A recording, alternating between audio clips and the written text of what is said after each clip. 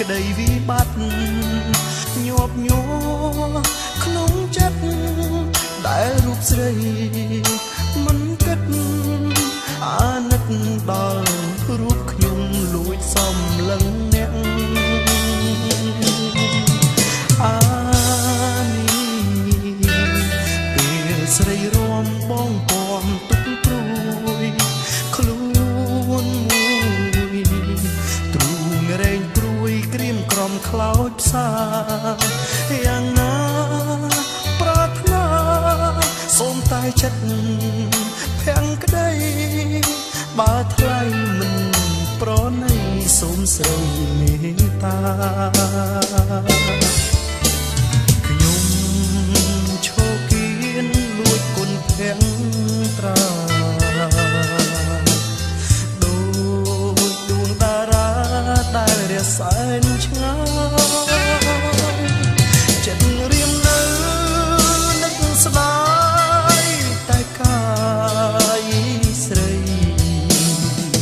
ថ្លៃមិនប្រណីបេះដូងកំព្រាអូអានេះរឿងអ្វីទៀតខ្ញុំបំភ្លេចបានក៏យ៉ាង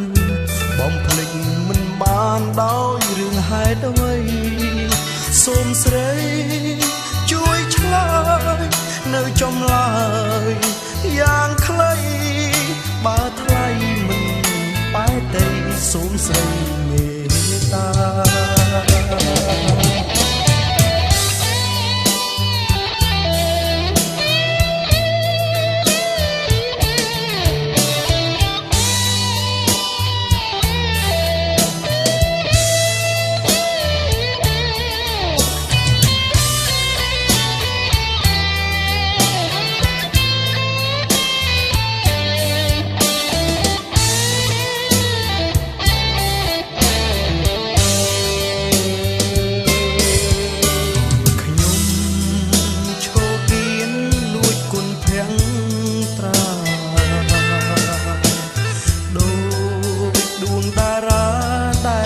សែងឆ្ងាយចិត្តរៀមនៅនឹកស្ដាយដល់កា